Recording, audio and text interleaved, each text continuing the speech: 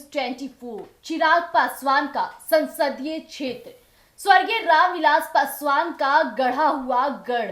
लेकिन अब बता दें, हाजीपुर के लोग परेशान हैं, बिलख रहे हैं, चिल्ला रहे हैं, चिराग पासवान को गुहार लगा रहे हैं। आखिर कब चिराग पासवान अपने संसदीय क्षेत्र जाएंगे और अपने जनता, अपने पिताजी के लोगों का साथ देंगे? हालांकि वहां का अभी जो माहौल है, वहां के लोग चिराग पासवान को दर्द से चिल्ला रहे हैं, बिलख रहे हैं। आखिर क्या हो गया ऐसा हाजीपुर में?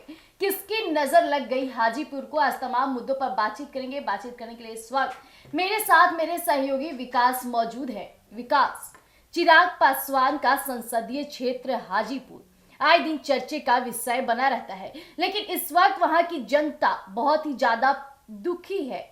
कहा जाए तो चिराग पासवान को पुकार रही है। आखिर ऐसा क्या हो गया वहां पर?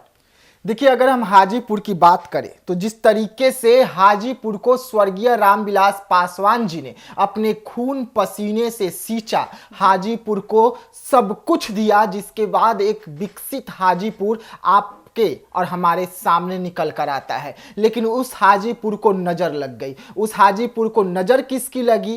क्या कारण है? वहां की जो हाजीपुर की जनता है वो क्यों रो रही है, क्यों दर्द से चिल्ला रही है, अपने सांसद को बुला रही है, अपने विधायकों को बुला रही है, यहां तक कि वहां के प्रशासन को बुला रही है, लेकिन सब खामोश है। नीतीश कुमार खामोश है, चिराग पासवान खामोश है, और ये सब कुछ इस वक्त हाजीपुर में हो रहा है। हाजीपुर में कहा जाए तो दुखों का जो पहाड़ होता है वो टूटा है हाजीपुर की जनता पर। और ऐसे में जनता का सेवा करने वाले चिराग पासवान जो कस्में वादे किए थे हाजीपुर की जनता से, वो लापता है। देखिए, स्वर्गीय रामविलास पासवान जी जब वहां के सांसद थे, उसके बाद उन्होंने एक डिसीजन लिया और चाचा पशुपति पारस को वहां से सांसद बनाया।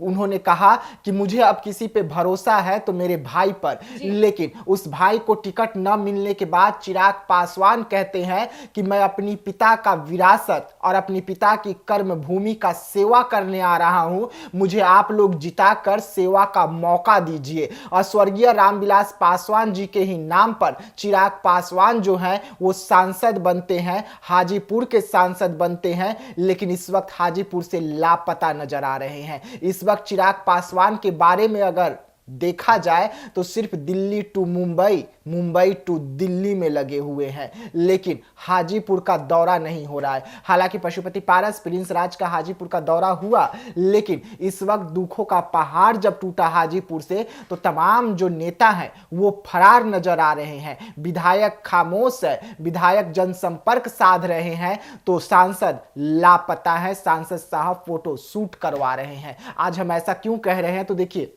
हाजीपुर की जो जनता है इस वक्त दर्द से क्यों करहा रही है, हाजीपुर का स्थिति आखिरकार ऐसा क्यों हो गया, ये बड़ा सवाल उठ रहा है। पशुपति पारस भी जब सांसद थे तो हाजीपुर डूबता था। चिराग पासवान भी जब सांसद है तो हाजीपुर फिर से एक बार डूबा है, और ऐसा डूबा है कि घरों तक पानी घुस गया है और घर के जो लोग हैं वो सड़कों पर रहने के लिए मजबूर है। यहां तक कि कोन्हारा घाट जहां अंतिम संस्कार होता है वो भी पूरी तरीके से डूब गई है। वहां पर डेड बॉडियों को जलाने के लिए लंबी लाइन लग चुकी है। लोग परेशान हैं, लोग त्राहिमाम चिल्ला रहे हैं, और सांसद साहब लापता हैं। वैसे में जब हमने वहां के लोगों से बात किया तो उन्होंने हमारे चौंकाने वाला खुलासा किया। देखिए, वहां के जो लोग हैं वो चिराग पासवान से भी बात किए, वहां व्यवस्था सुधारने के लिए वहां के प्रशासन को भी बुलाया गया। वहां पे जो ओम प्रकाश जी हैं, एसडीपीओ हाजीपुर, वो घटनास्थल पर भी पहुंचते हैं, राघवपुर पहुंचते हैं, जो राघवपुर में इस वक्त सबसे ज्यादा तांडव नदी का देखने को मिल रहा है।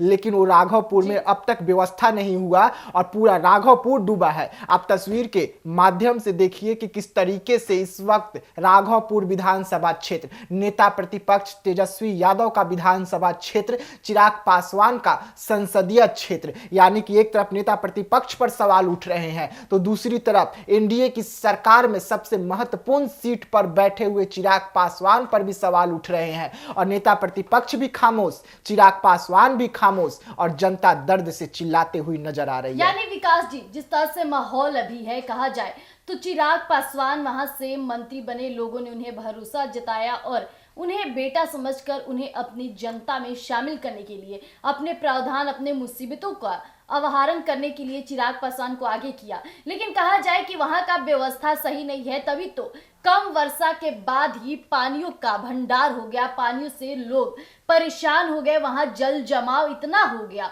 कि अब लोग घर से निकल भी नहीं पा रहे हैं और जल जमाव के कारण कई ऐसी बीमारियां भी उत्पन्न होती है। विकास जी, आपको बता दें कि कीड़े मकोड़े के काटने से कई ऐसी बीमारियां हो सकती है, लेकिन चिराग पासवान अभी तक हाजीपुर नहीं गए हैं। और जैसा कि अभी आपने तेजस्वी यादव नेता प्रतिपक्ष के भी गांव की बात की, वहां भी इसी तरह का माहौल व्यवस्था देखा जा रहा है। आखिर ऐसा कब तक जनता ऐसी मार झेलती रहेगी?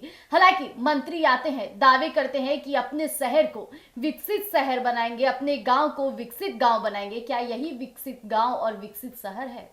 देखिए, वहां के लोगों ने जो हमें तस्वीर भेजा वो तस्वीर चौंकाने वाली है, जो वीडियो भेजा वो वीडियो चौंकाने वाली है। नदी का जो बहाव है वो कितनी तेजी से गांव में घुस रहा है, आप उसे देखेंगे तो हैरान हो जाएंगे। क्योंकि देखिए, हाजीपुर हो या राघवपुर, नदी के किनारे बसा हुआ शहर और नदी के किनारे बसा हुआ गांव, लेकिन इस पर हमेशा से सवाल उठ रहा है कि व्यवस्था उतनी टाइट क्यों नहीं होती है कि जब नेपाल से पानी छोड़ा जाए तो वहां से जो पानी बिहार पहुंचता है तो गांव क्यों डूब जाती है। इसके लिए व्यवस्था सरकार पहले ही उपाय क्यों नहीं कर लेती है, ये बड़ा सवाल। आखिरकार हर साल राघवपुर डूबता है, हर साल हाजीपुर डूबता है। हाजीपुर, अगर हम शहर की बात करें तो आधे घंटे की झमाझम बारिश से पूरा शहर डूब जाता है। ये भी तस्वीर आप लोगों ने हमारे ही चैनल पर देखा है और आज जो हम तस्वीर दिखा रहे हैं वो दर्द भरी तस्वीर है कि किस तरीके से पूरा राघवपुर डूबा हुआ है